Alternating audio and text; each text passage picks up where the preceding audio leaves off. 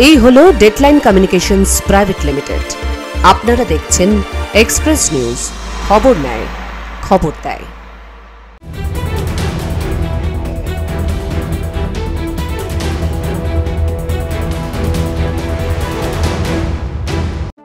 Express Prime brought you by Coal Mines associated traders private Limited. নমস্কার, Express নিউজে আপনাদের সবাইকে স্বাগত। আমি অনুশ্রী। শুরু করছি আজকের এক্সপ্রেস প্রাইম। গভীর রাতে দুষ্কৃতী দলের এলোপাথারি গুলি শিকার হলেন এক নিরীহ টোটো চালক। মালদার কালিয়াচক থানার মজমপুর এলাকার এই দুষ্কৃতী দলের সংঘর্ষের মাঝে পড়ে গুলিবিদ্ধ হয়েছেন এক টোটো চালক। গভীর রাতে দুই দুষ্কৃতী দলের সংঘর্ষের মাঝে পড়ে গুলিবিদ্ধ হন এক টোটো চালক। আশঙ্কাজনক অবস্থায় তিনি বর্তমানে মালদার একটি বেসরকারি নার্সিংহোমে চিকিৎসাধীন রয়েছেন। জানা গেছে, রবিবার গভীর রাত 1টা নাগাদ কালিয়াচকের মজমপুর এলাকায় দুই দুষ্কৃতী দলের মধ্যে তুমুল সংঘর্ষ চলছিল। সেই সময় চর অনন্তপুর পীরপাড়া এলাকার বাসিন্দা আমির শেখ নামে এক টোটো চালক গোপালগঞ্জ থেকে আমের ক্রেট নিয়ে যাচ্ছিলেন। মজমপুর এলাকা দিয়ে যাওয়ার সময় হঠাৎই দুষ্কৃতীদের মধ্যে গুলি বিনিময় শুরু হয়। একটি গুলি টোটোর কাচ ভেদ করে এসে সরাসরি আমির শেখের বুকে লাগে। যে ছেলেটা ওই আমের ক্রেট নিয়ে কালীচকের দিকে আসছিল, আস্তে আস্তে ওই মজমপুর স্টেট ব্যাংকের সামনে দুই গোষ্ঠীতে যখন ঝামেলা হয়, ওখান থেকে কিন্তু ঝামেলার ভিতর থেকে গুলি এসে ওই আমার ভাতিজাটাকে লাগে। উনি কালীচকের দিকে আসছিল, আমের ক্রেট ছিল গাড়িতে, টোটোর কাজ ফুটো হয়ে ওই বুকে গুলিটা লাগে। ঘটনার পরপরই স্থানীয়রা গুলিবিদ্ধ আমির শেখকে উদ্ধার করে প্রথমে শিলামপুর গ্রামীণ হাসপাতালে নিয়ে যান।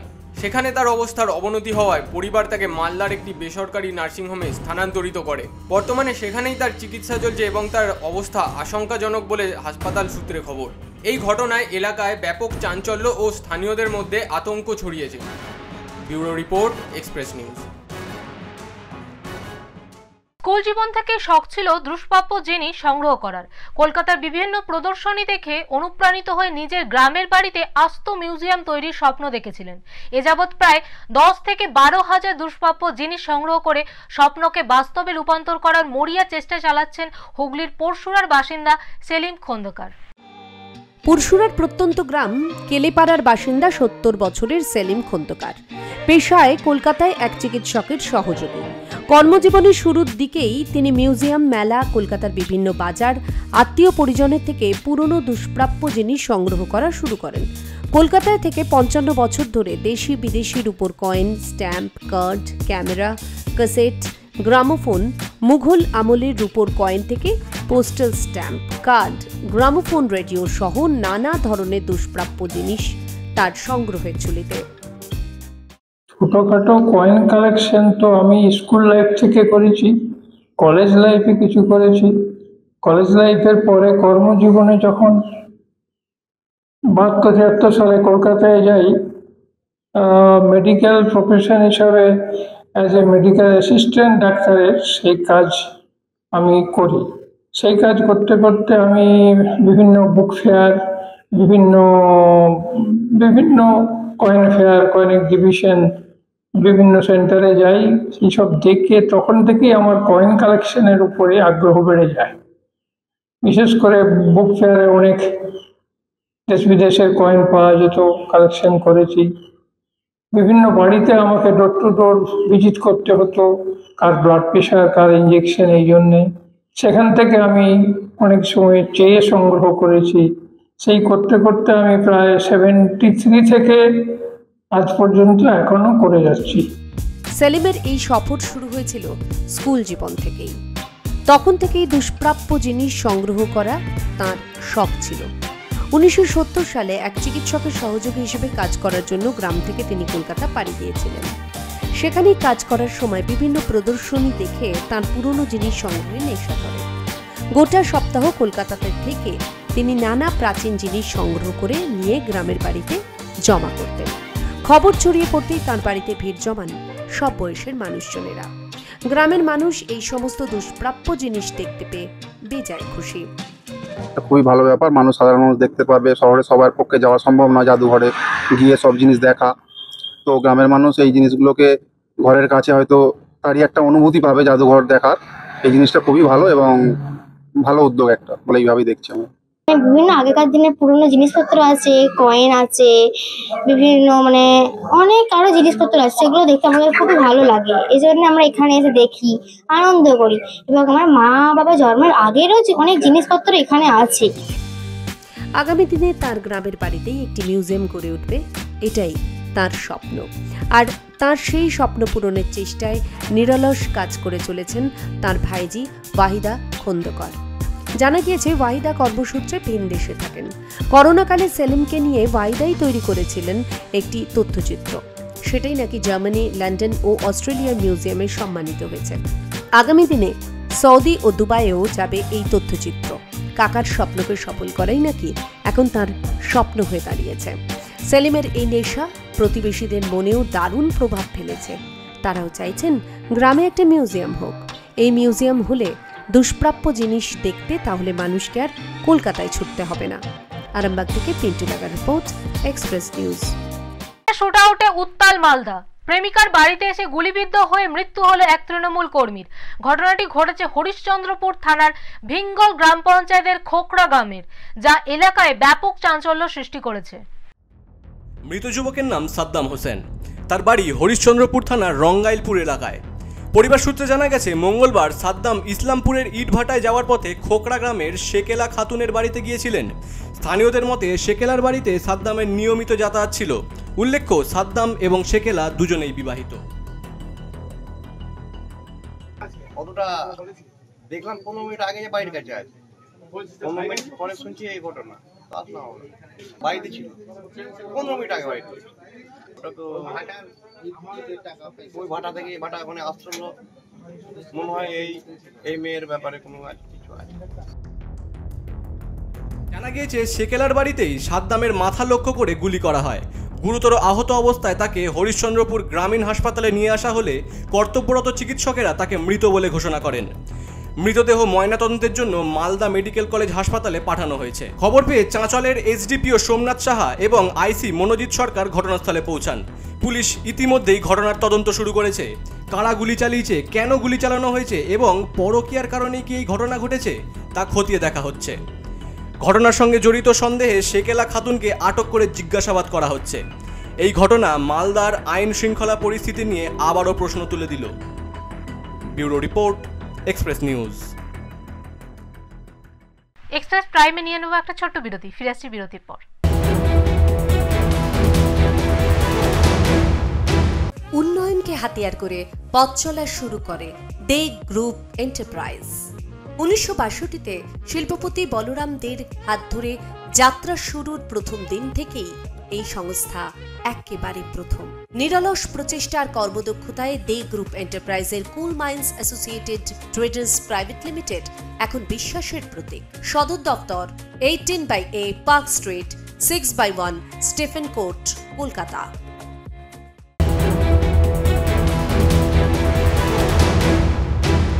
ফিরে এলাম বিরতির পর। আপনারা দেখছেন এক্সপ্রেস প্রাইম। মনসামঙ্গল কাব্যের সঙ্গে এক প্রাচীন মন্দিরের যোগসূত্র নিয়ে আলোচনা শুরু হয়েছে মুর্শিদাবাদের কান্দি শহরে। স্থানীয় মানুষের বিশ্বাস অনুযায়ী কান্দির পার্বতীপুরে অবস্থিত শতাব্দী প্রাচীন মনসা মন্দিরটির বিশ্বের প্রথম মনসা মন্দির, যেখানে স্বয়ং চাঁদ সওদাগর দেবী মনসার পূজা করেছিলেন।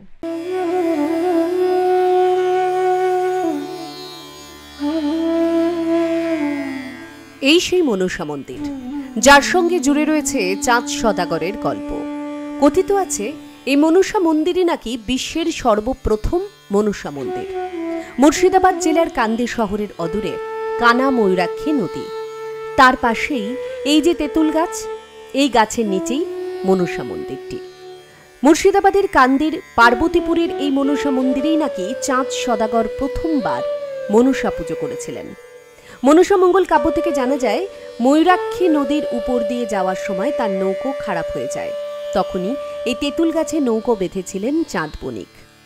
চাঁদ সওদাগর পরমেশ্বর দেবাদিদেব মহাদেবের ভক্ত ছিলেন, ফলে কোনো মতেই মা মনসার পুজো করতে রাজি ছিলেন না। তারপরের ইতিহাস সকলেরই জানা। অবশেষে চাঁদ বণিক মনসা পুজো করতে রাজি হলেও বাম হাতে পদ্মাবতী দেবীর পুজো করেন। সেই থেকে মর্তে প্রচলিত হয় মনসা পুজোর। আর তারপর থেকেই ময়ূরাক্ষী নদীর তীরে এই তেঁতুল গাছের নিচে মন্দিরটিতে দেবী মনসার পুজো হয়ে আসছে।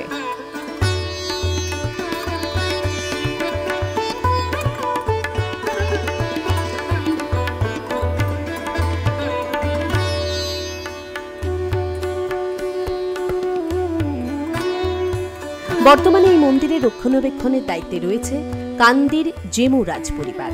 যদিও মনসামঙ্গল কাহিনীর সঙ্গে এর ঐতিহাসিক যোগসূত্রের বিষয়ে বিশেষজ্ঞদের মধ্যে সংশয় রয়েছে, তবে ভক্তদের কাছে এই মন্দিরের মাহাত্ম্য অপরিসীম। ইতিহাসটা প্রাচীন কাল থেকে আমরা হয়ে আসছে, আমাদের পূর্বপুরুষদের আমরা শুনে আসছি। শোনা যায় যে চাঁদ সওদাগর প্রথম পুজো দিয়েছিলেন এখানে। হ্যাঁ, সেইটাই আমরা সেটুকুই জানি। সবাই আমাদের পূর্বপুরুষ, আমার বাবা দাদুরা সেইটুকু বলে আসছে। বয়স্ক লোক তাদের মুখে হয়েছে কোথায় কোথায় দিতে চাঁদ সওদাগরই প্রথম পুজো দিয়ে মানে এখানে পুজোটা মন্দিরে মায়ের মন্দির প্রতিষ্ঠিত হয়েছিল। মনোবাঞ্ছা পূরণ করার আশায় দূর দূরান্ত থেকে অসংখ্য ভক্ত এই মন্দিরে ছুটে আসেন।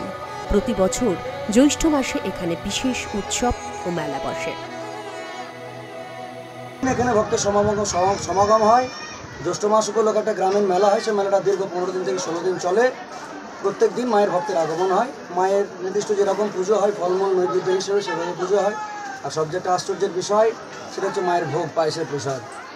কয়েকটা হাতে গোনা ঘুঁটোর উপরে ভোগ বসিয়ে আমাদের ভোগ সেটা হয় এবং সেটাকে নিবেদন করা হয় মায়ের উদ্দেশ্যে। এইভাবে চলে আসছে প্রথা।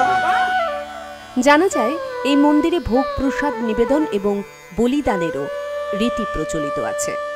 মুর্শিদাবাদের এই মনসা মন্দির বর্তমানে কার্যত সাধারণ মানুষের বিশ্বাসের অন্যতম আখড়া হয়ে উঠেছে। মুর্শিদাবাদ থেকে রূপম সিদ্ধান্ত, এক্সপ্রেস নিউজ। রায়গঞ্জ শহরে বাড়ি ভাড়া দেওয়া একটি লাভজনক ব্যবসা হলেও এর আড়ালে লুকিয়ে রয়েছে মারাত্মক বিপদ।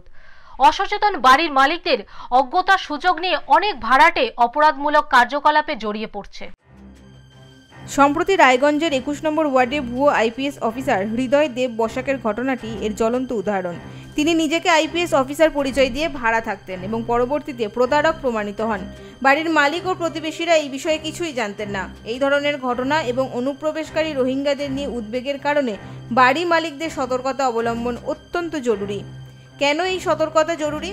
নিজের এবং সমাজের সুরক্ষার জন্য বাড়ি ভাড়া দেওয়ার আগে ভাড়াটিয়ার সমস্ত তথ্য পুঙ্খানুপুঙ্খভাবে যাচাই করা উচিত।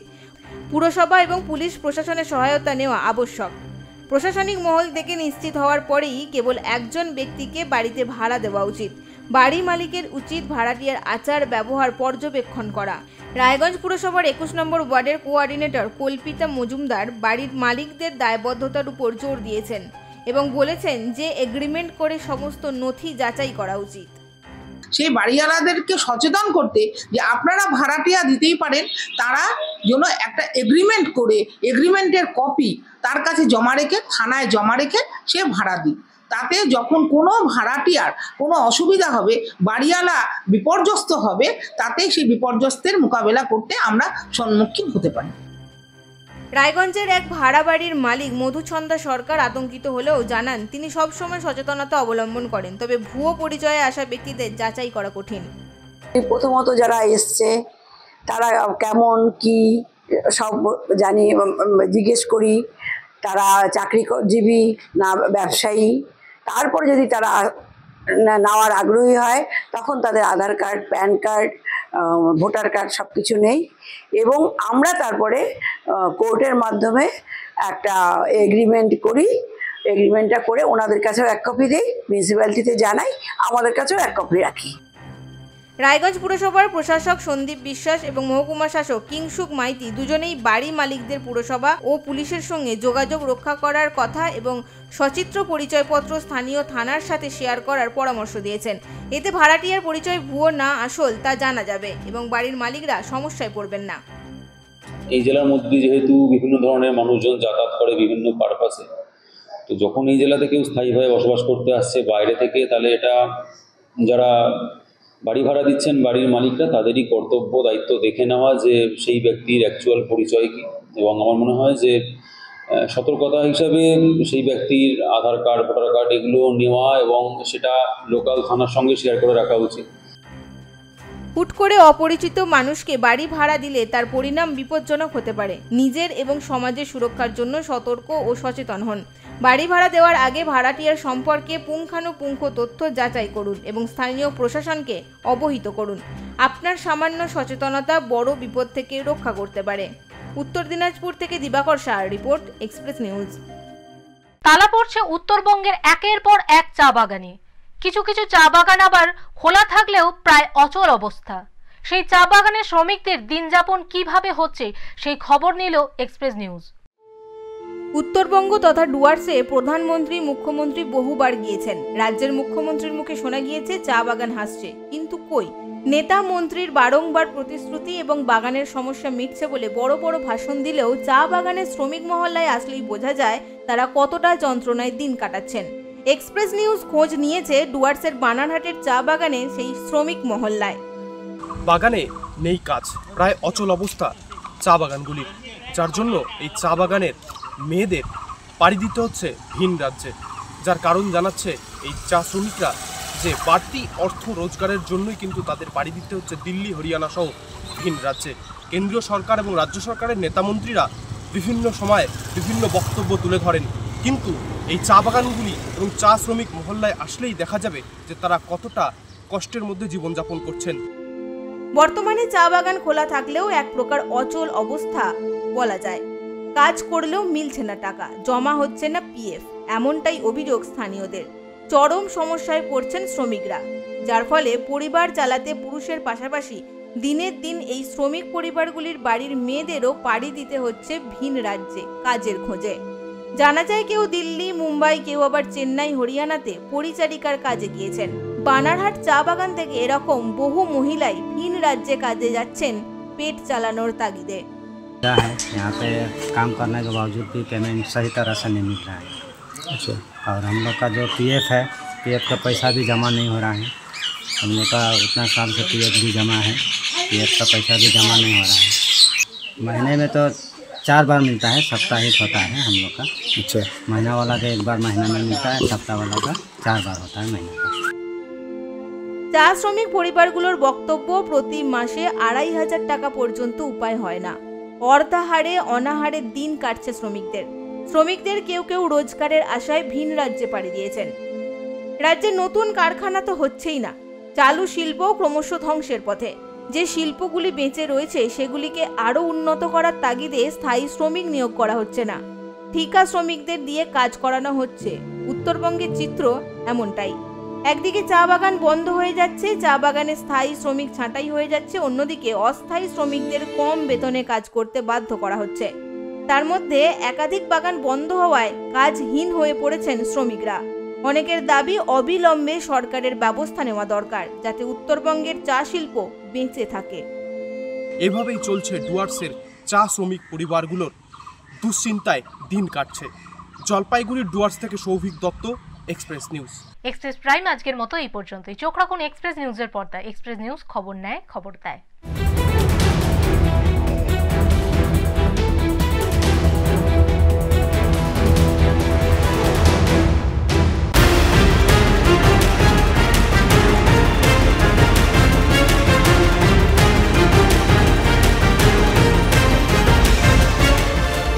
এই হলো ডেডলাইন কমিউনিকেশনস প্রাইভেট লিমিটেড।